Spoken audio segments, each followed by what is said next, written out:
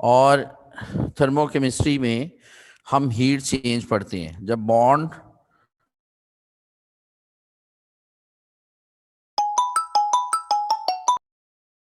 Formation, तो heat is evolve, ठीक है, यानी ये एक्सोथर्मिक रिएक्शन होगा,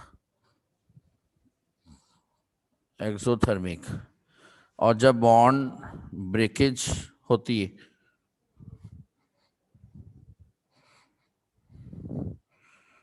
तो एब्जॉर्प्शन ऑफ हीट यानी एंडोथर्मिक प्रोसेस। अब जो एक्सोथर्मिक है इसमें change in internal energy negative, इस तरह से चेंज इन एंथैल्पी, ये बेटा जी एंथैल्पी जो है ये नेगेटिव ली जाती है, ठीक हो गया। इसमें एक्सोथर्मिक में enthalpy of products is less than enthalpy of reactant, ठीक है बेटा। तो जो एंडोथर्मिक होते हैं इनमें internal energy change positive, enthalpy change positive, इसी तरह से enthalpy of products is greater than enthalpy of reactant, ठीक हो गया। इसके अलावा याद रखिएगा कि जो एक्सोथर्मिक रिएक्शन होते हैं इनमें इनिशियली सिस्टम हीट अप हो जाता है, इनिशियली सिस्टम जो है ना बेटा ये हीट अप हो जाता है। जैसे सपोज कीजिए ना एक्सोथर्मिक रिएक्शन है, तो इसमें एक बीकर है, इसमें हम कोई रिएक्शन करवा रहे हैं, तो ये सिस्टम है, ठीक है जी। तो सिस्टम जो है ना इसका टेम्परेचर बढ़ जाता है, हीट अप हो जाता है, इसलिए हीट जो है वो सिस्टम से सराउंडिंग की तरफ मूव करेगी, इसलिए हम इसे कहते हैं एक्सोथर्मिक, यानी हीट एग्जिट हो रही है। और जो एंडोथर्मिक है इसमें इनिशियली सिस्टम का टेम्परेचर क्या हो जाएगा, डिक्रीज, यानी सिस्टम जो है ये कोल्ड हो जाता है, ठंडा हो जाता है, तो फिर हीट जो है ये सराउंडिंग से सिस्टम की तरफ मूव करती है, और तब तक ये हीट मूव करती रहती है जब तक दोनों का सराउंडिंग का और सिस्टम का टेम्परेचर इक्वल नहीं हो जाता, ठीक है बेटा जी, समझ आ गई। अब इसमें कुछ रिएक्शंस वो भी होते हैं जिन्हें हम कहते हैं जी spontaneous and non spontaneous reactions.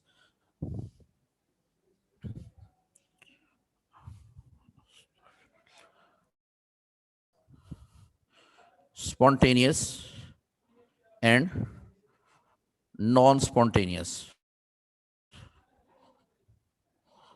Spontaneous reaction जो होते हैं ये they move from non equilibrium to equilibrium, non equilibrium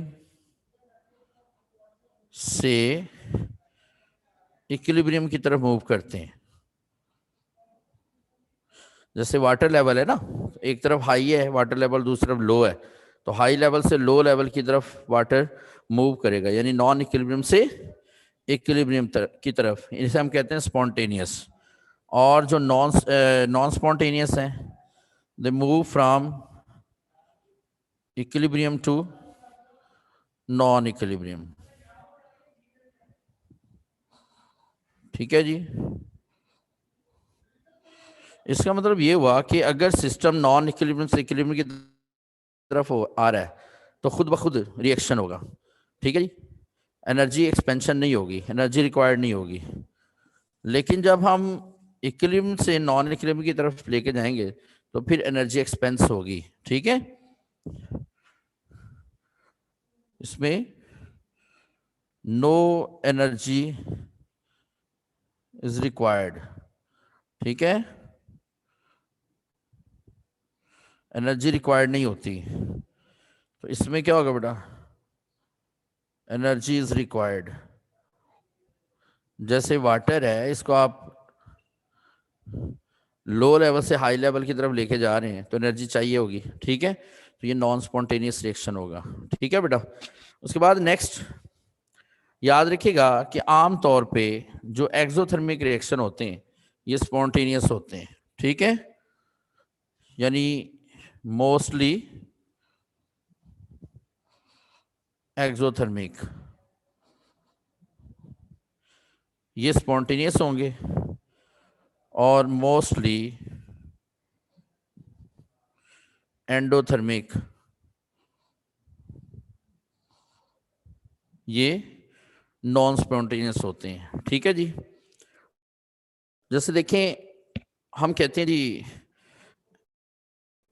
respiration process है, तो रेस्पिरेशन प्रोसेस क्या है बेटा? Spontaneous process.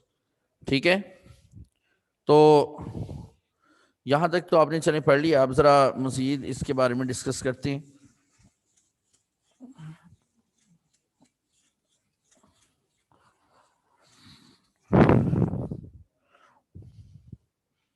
जैसे देखें,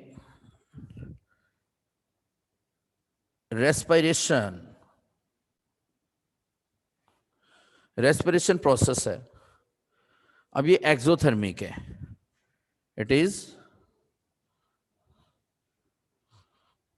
एक्सोथर्मिक।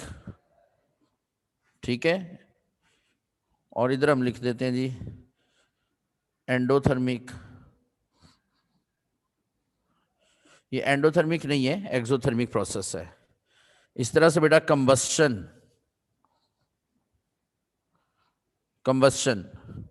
एक्सोथर्मिक प्रोसेस है। ठीक है, फ्रीजिंग एक्सोथर्मिक प्रोसेस है। ठीक है जी। जबकि मेल्टिंग जो है ना, मेल्टिंग प्रोसेस, मेल्टिंग ये एंडोथर्मिक प्रोसेस है। ठीक है बेटा, समझ आ गई? तो इस तरह से आपने देखा कि रेस्पिरेशन एक्सोथर्मिक है और स्पॉन्टेनियस है। ठीक है, खुद ब खुद हो रहा है। इस तरह कंबस्शन एक्सोथर्मिक भी है, स्पॉन्टेनियस भी है। फ्रीजिंग जो है ये एंडोथर्मिक है और नॉन स्पॉन्टेनियस है। ठीक हो गया बेटा। मेल्टिंग जो है ये भी क्या है? ये भी एंडोथर्मिक है। ठीक है बेटा, समझ आ गई? सॉरी, ये मैं गलत लिखा। फ्रीजिंग जो है ना, ये भी एक्सोथर्मिक है क्योंकि इसमें भी हीट इवॉल्व हो रही है। ठीक है, मेल्टिंग जो है ये एंडोथर्मिक है। समझ आ गई बेटा? मेल्टिंग क्या है? Endothermic process. तो इसी तरह से कुछ ऐसे रिएक्शंस भी होते हैं कि जो, जैसे देखिए नाइट्रोजन है, ये ऑक्सीजन से रिएक्शन करती और 2NO बन रहा है। इसमें enthalpy change positive 180 kilo joule पर मोल है। ठीक है बेटा, इसका मतलब ये एंडोथर्मिक प्रोसेस है और नॉन स्पॉन्टेनियस है। ठीक है, इट इज ये कंबस्टन दोनों endothermic reaction and ji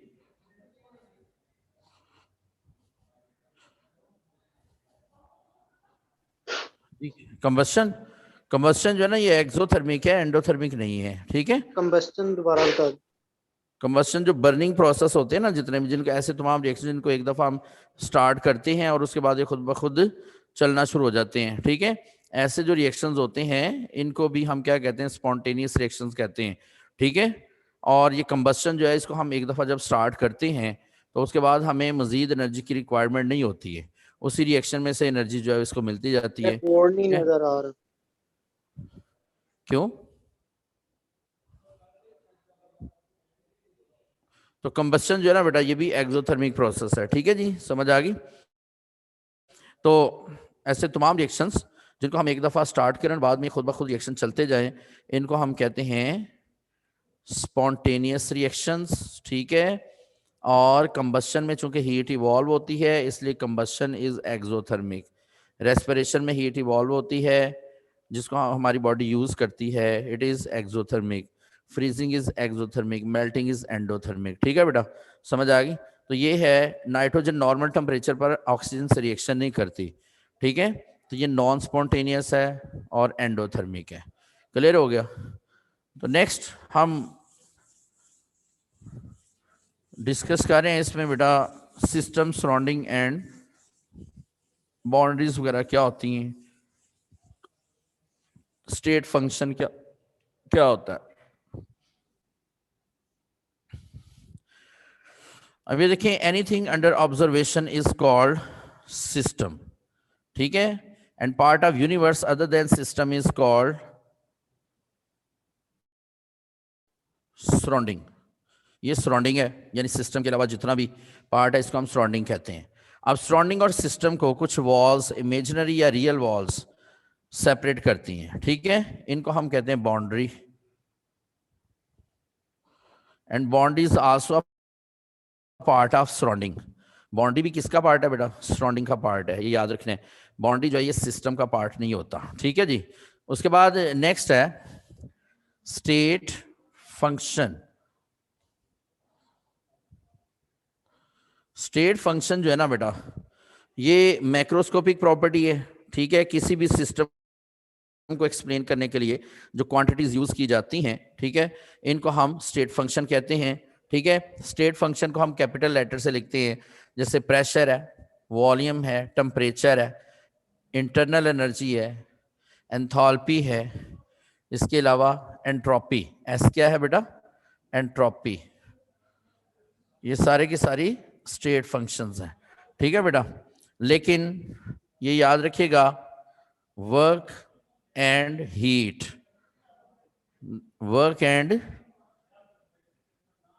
heat, these are not state function, ठीक है। ये स्टेट फंक्शन नहीं है। बस दो क्वांटिटीज आपने याद रखनी है, work and heat state function नहीं है, बाकी ये सारी की सारी जो है ये स्टेट फंक्शन है, ठीक है। स्टेट फंक्शन को हम इनिशियल एंड फाइनल वैल्यूज जो है ना ये असाइन कर सकते हैं।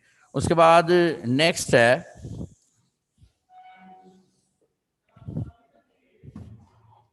नेक्स्ट हम डिस्कस करते हैं जी first law of thermodynamic. First law of thermodynamics. Thermodynamics का फर्स्ट लॉ ये क्या है कि energy can neither be created not destroyed but can be transformed from one form into another form. यानी एनर्जी को हम ना तो क्रिएट कर सकते हैं ना ही डिस्ट्रॉय कर सकते हैं, बस इसको हम एक फॉर्म से दूसरी फॉर्म में कन्वर्ट कर सकते हैं। इसे हम कहते हैं फर्स्ट लॉ ऑफ थर्मोडायनेमिक। जैसे सपोज कीजिए कि ये हमारे पास एक सिस्टम है और ये बेटा इसके ऊपर हमने मूवेबल फ्रिक्शनलेस एक पिस्टन लगाया हुआ है, ठीक है जी। हम देखते हैं कि इसका इनिशियल वॉल्यूम जो है ना वो क्या है? V1, ठीक है।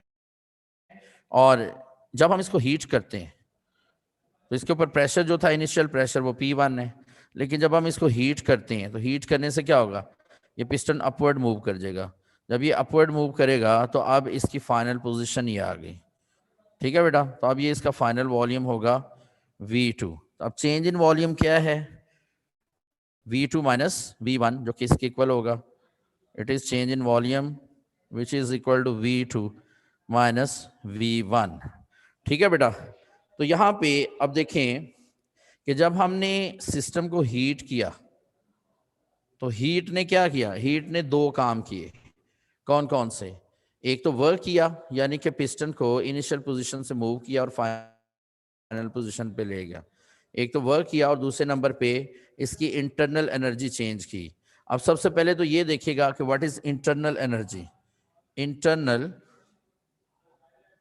एनर्जी क्या है?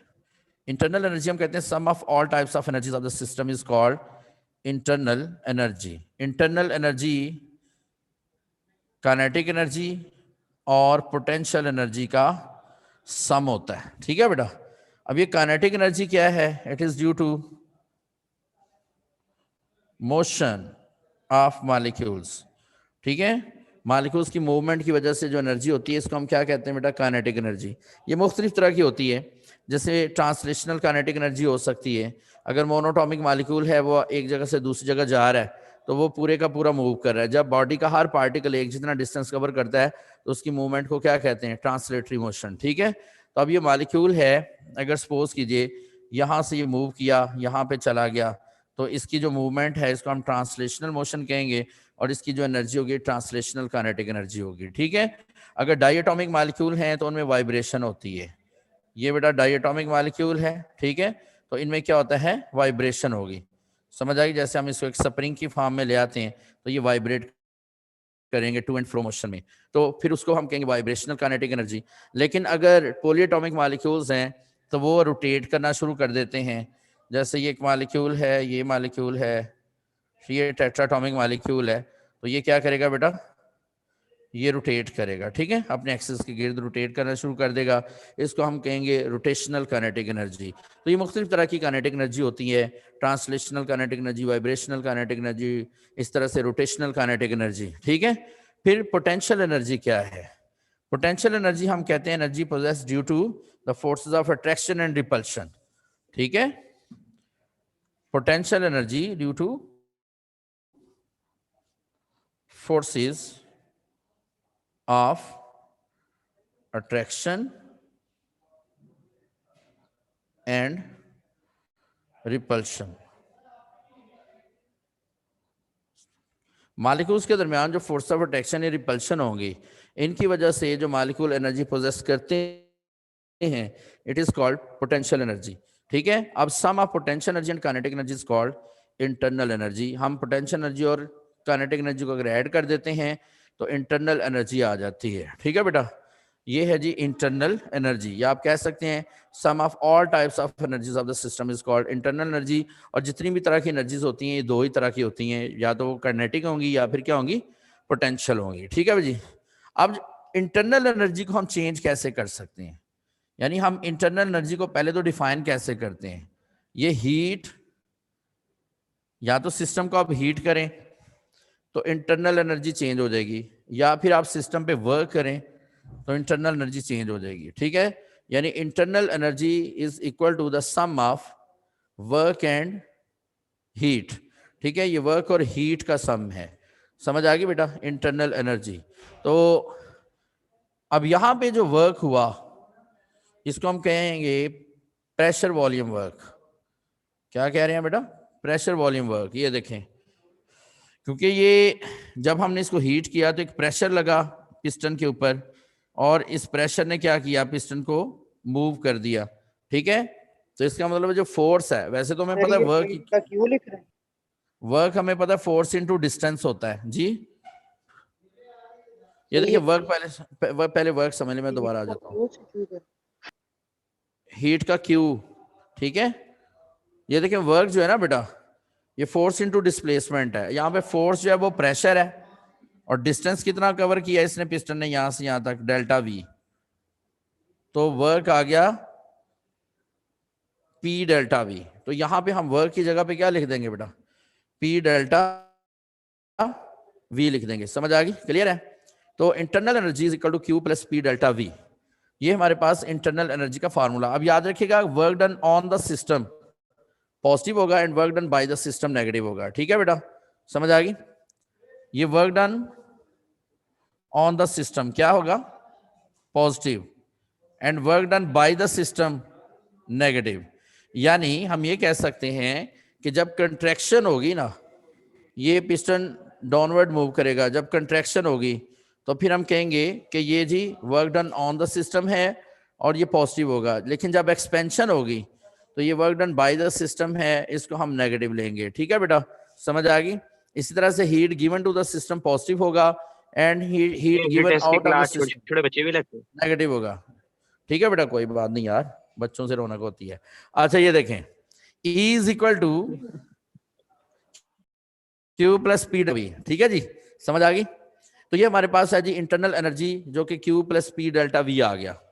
अब यहां अगर डेल्टा वी 0 है तो फिर हम लिख सकते हैं कि internal energy is equal to Q, ठीक है। डेल्टा वी 0 हो गया, मतलब डेल्टा वी 0 कब होगा, जब वॉल्यूम कांस्टेंट हो जाएगा। जब वॉल्यूम क्या हो जाएगा बेटा, कांस्टेंट। यानी कि यहां पे ये पिस्टन मूव ही नहीं कर रहा, आप हीट कर ही जा रहे हैं, लेकिन पिस्टन जो है ये फिक्स है, ये मूव नहीं कर रहा। इसका मतलब है कि चेंज इन वॉल्यूम नहीं होगा, तो डेल्टा वी 0 हो गया। डेल्टा वी 0 मतलब वॉल्यूम कांस्टेंट, ठीक है। तो अगर वॉल्यूम कांस्टेंट है तो फिर इंटरनल एनर्जी जो है ये किसके इक्वल हो जाएगी, हीट के इक्वल। यहाँ पे हम छोटा सा v लिख देते हैं। ये v लिखने का क्या मतलब है बेटा, कि वॉल्यूम कांस्टेंट। यानी हम इसको डिफाइन कैसे करेंगे, heat given to the system at constant volume is equal to internal energy, ठीक है। यानी कांस्टेंट वॉल्यूम पर हम सिस्टम को जो हीट देते हैं वो इंटरनल एनर्जी के इक्वल होती है। एक मिनट जरा वेट कीजिएगा।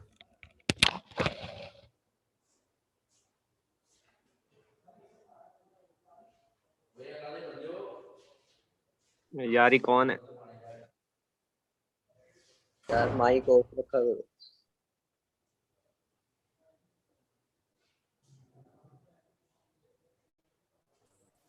ये सर के अलावा किसी और का कैमरा ऑन है? हाँ यार जी बच्चों केड़ी गप्पा ला रहे हो तुसी?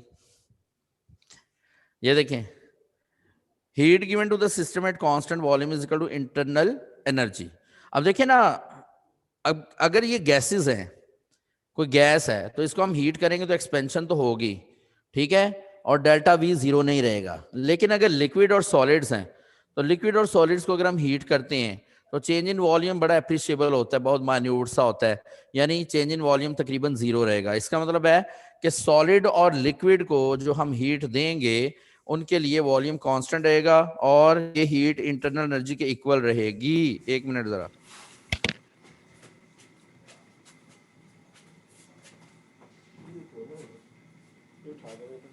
नॉइस। तू चल रहा है यार। और ये कब से ऐसे कभी चला जाता है? अभी तो ये ब्लिंक आ रहा है ना। कौन सी लाइट ऑफ होती है जब जाता है? वो है सबसे लाइट मोस्ट मीन माइक ऑफ कर लो यार। पीछे वाली है। उधर लास्ट में आया था, चेक करके कर भाई शायद मैं। भाई माइक ऑफ करो, लाइट भाई माइक ऑफ मीन करो। भाई मुबीन लाइट बंद, मुबीन अपने माइक ऑफ करो, मुबीन। जी बेटा। अब ये देखें, इंटरनल एनर्जी में जब हम वॉल्यूम चेंज लाते हैं तो इंटरनल एनर्जी में भी चेंज आएगा। तो ये फिर हमारे पास आ गया चेंज इन इंटरनल एनर्जी। अब इंटरनल एनर्जी कोई और चीज़ है, चेंज इन इंटरनल एनर्जी कुछ और चीज़ है, ठीक है बेटा। तो ये हमारे पास इसका एक यानी कि रिलेशन आ गया। अब नेक्स्ट हम डिस्कस करते हैं यहीं पे एंथैल्पी। एंथैल्पी को हम कैपिटल एच से रिप्रेजेंट करते हैं and enthalpy is equal to, ये बेटा internal energy and product of pressure and volume के इक्वल होता है। Internal energy plus product of pressure and volume, ये है एंथैल्पी। एंथैल्पी हम कहते हैं total heat content of the system is called enthalpy. मतलब हीट की जितनी भी फॉर्म हो सकती हैं उनके सम को हम क्या कहते हैं? एंथैल्पी कहते हैं। जैसे इंटरनल एनर्जी भी ज़ाहिर है हीट की एक फॉर्म है, इसी से यानी हीट से ये चेंज हो रही है, और प्रेशर वॉल्यूम वर्क जो होगा ये एक एनर्जी की फॉर्म है, यानी हीट कह सकते हैं। तो total heat content of the system is called enthalpy. Enthalpy is equal to internal energy plus product of pressure and volume. अब अगर हम चेंज इन एंथैल्पी मेजर करना चाहते हैं तो डेल्टा एच विल बी, या तो फिर हम इंटरनल एनर्जी को चेंज कर दें या फिर हम product of pressure and volume को चेंज कर दें, ठीक है बेटा। इस तरह से हम एंथैल्पी चेंज कर सकेंगे। तो अब ये देखें कि delta H is equal to delta E plus P delta V plus V delta P, ठीक है। ये डिफरेंशियल प्रोडक्ट यानी डिफरेंशिएशन का प्रोडक्ट रूल आपने पढ़ा हुआ है, ठीक है। यानी P delta V plus V delta P हम लिख देंगे। अब हम प्रेशर अगर कांस्टेंट रखें, इफ प्रेशर इज कांस्टेंट तो डेल्टा पी क्या हो जाएगा बेटा? जीरो, ठीक है। प्रेशर अगर कांस्टेंट है तो डेल्टा पी जीरो हो गया, तो ये सारा फैक्टर जीरो बन जाएगा, ठीक है।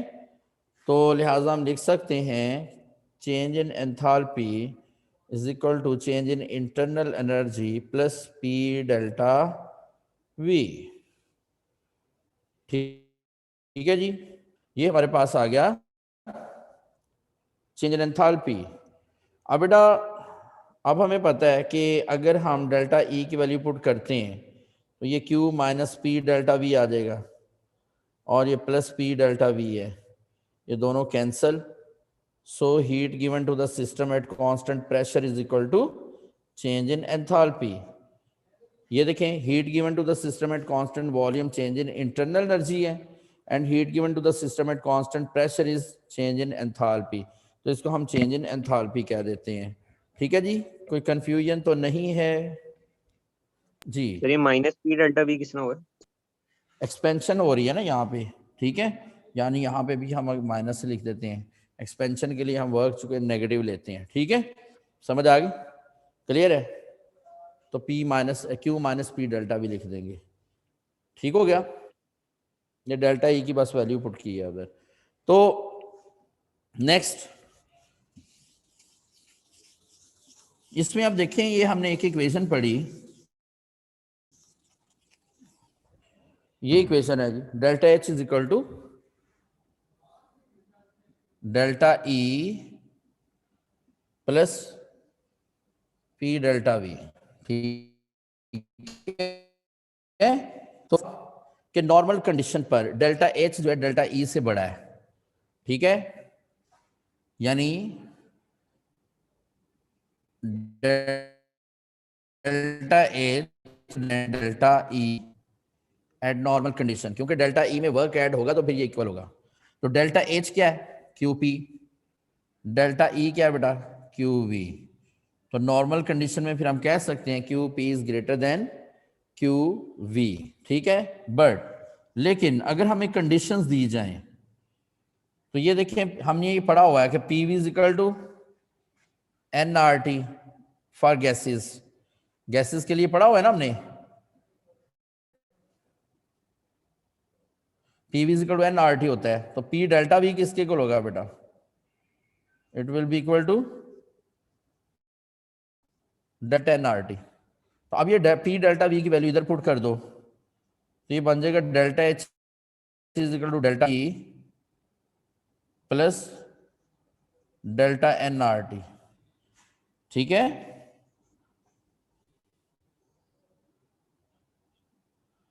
ठीक हो गया बेटा। अब आप इसमें देखें कि फॉर गिवन रिएक्शन, ये हमें एक रिएक्शन दिया गया है जिसमें नाइट्रोजन 3 मोल हाइड्रोजन से रिएक्शन कर रही है और 2NH3 बना रही है, ये सारा गैसेस फेज में रिएक्शन है, ठीक है, तो इसके लिए बताइए, डेल्टा एन हाँ ये क्या है? बताने लगा हूं, ये पहले समझे क्वेश्चन, इससे समझ आ जाएगी। फॉर द गिवन रिएक्शन, ये N2 यानी नाइट्रोजन के एक मॉलिक्यूल 3 मोल हाइड्रोजन से रिएक्शन कर रहे हैं और 2 मोल अमोनिया बना रहे हैं, तो कहता है बताइए इसके लिए delta H minus delta E किसके इक्वल होगा, अल्फा ऑप्शन 2, बीटा ऑप्शन -2 यानी 2RT minus 2RT, Charlie -RT, ठीक है, और डेल्टा -3RT। अब ये देखें, हमारे पास ये क्वेश्चन है कि रिएक्शन हमें दिया गया है, ठीक है, रिएक्शन कौन सा है, अमोनिया फॉर्मेशन का, और हमें ये कहा जा रहा है कि बताइए कि delta H minus delta E किसके इक्वल होगा। बेटा यहाँ पे ये चीज़ याद रखिएगा कि जो डेल्टा N है ना, ये इक्वल होता है number of moles of products minus number of moles of reactants के, ठीक है, तो यहाँ पे नंबर ऑफ मोल्स प्रोडक्ट्स कितने हैं, 2 मोल, और number of moles of reactants कितने हैं बेटा, 4 मोल, 3 मोल हाइड्रोजन के और 1 मोल नाइट्रोजन का, ठीक है, तो डेल्टा एन जो है ना ये इक्वल आ गया number of moles of products 2, number of moles of reactants 4 -2, delta N कितना आ गया बेटा, -2। अब हमें पता है कि delta H is equal to delta E plus delta NRT है, ठीक है जी, डेल्टा NRT है। अब इसको दूसरी तरफ ले जाएं तो delta H minus delta E is equal to delta NRT। अब डेल्टा N कितना है, -2, तो -2RT, ठीक है, तो आंसर इसका क्या बन गया, बीटा, क्लियर है। तो इस तरह से आपको अगर रिएक्शन गिवन है ना, तो रिएक्शन अगर गैसेस स्टेट में है तो फिर ये इक्वेशन यूज कर सकते हैं, यानी this equation holds only for gases phase, क्योंकि ये P V is equal to NRT हम सिर्फ गैसेस के लिए लिखते हैं, ठीक है बेटा, समझ आ गई, क्लियर है। तो ये था जी यानी चेंज इन एंथैल्पी और चेंज इन इंटरनल एनर्जी में क्या डिफरेंस है। ठीक है, यहाँ पे -2 RT आ गया। जनरल अगर जाएगा तो फिर आपने लिखना delta H is greater then delta E and QP is greater then QV। ठीक है जी। अब बेटा जी नेक्स्ट हम एंथैल्पी की मेजरमेंट या डिफरेंट फॉर्म्स ऑफ एंथैल्पीज पढ़ते हैं। ठीक है, different forms of enthalpy, enthalpy की मुख्तलिफ तरह की क्या फॉर्म्स हो सकती हैं।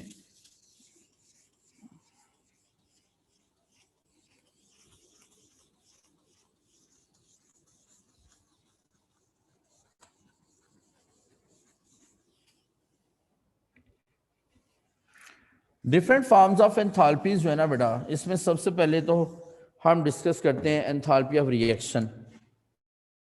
ये देखें,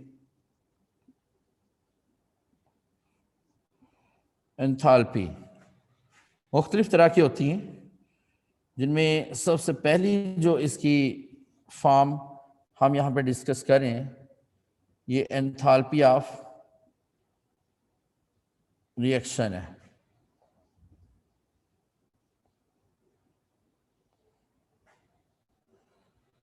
enthalpy of reaction, enthalpy of reaction को हम डेल्टा HR से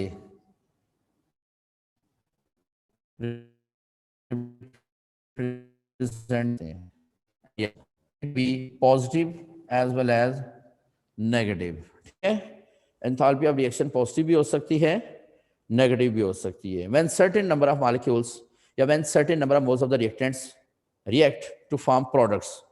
ठीक है, certain number of moles of the products according to balanced chemical equation, then the amount of heat change is called enthalpy of the reaction। ठीक है, और standard enthalpy हम कहते हैं बेटा जब हम रूम टेम्परेचर पर एंड 1 एटमॉस्फेरिक प्रेशर पर मेजर करते हैं। ठीक है, उसको हम कहते हैं स्टैंडर्ड एंथैल्पी।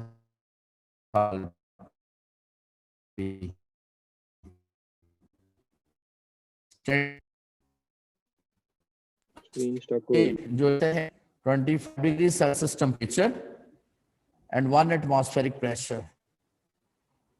ठीक है बेटा, लेकिन गैसेस के लिए हम स्टैंडर्ड यूज करते हैं। जी बेटा, एंथैल्पी मेजर करने के लिए स्टैंडर्ड कंडीशंस आपने याद रखनी है। 25 डिग्री सेल्सियस टेम्परेचर या 298 केल्विन कह सकते हैं। ठीक है, एंड 1 एटमॉस्फेरिक प्रेशर। लेकिन जब हम गैस स्टैंडर्ड वो 100 होता है। ठीक है, तो ये यार, है और जी किसको नजर आ रहा है बोर्ड? Enthalpy of reaction.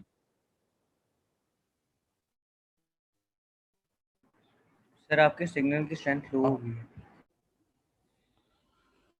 जब से हाँ लेक्चर जी, शुरू हुआ आवाज आ रही है? कभी लो सर स्क्रीन स्टक आवाज हो आ जाती रही है। Sir, screen stuck sir. Hello sir आपका नेट प्रॉब्लम है। अच्छा, सही हुआ है कुछ? Sir No, PTCL sir. तो आगे जाओ सर लगाओ। आपकी बार वो रेड है, बैंडविड्थ बहुत लो है। अच्छा, चले बाहर यहाँ तक नहीं। सर आवाज कट हो रही है और स्क्रीन स्टक हो रही है।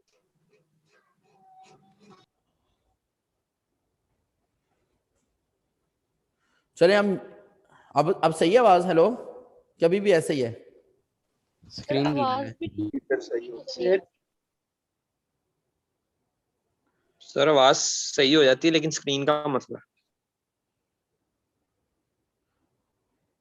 चलें फिर हम यहाँ से इंशाल्लाह नेक्स्ट फिर बाकी जो हाफ चैप्टर ना कल करेंगे। ठीक है, thank you sir, thank you sir. Thank you sir. इंशाल्लाह। क्यों फिर प्रॉब्लम अल्लाह है? हाफिज सर, थैंक यू। ओके बच्चों।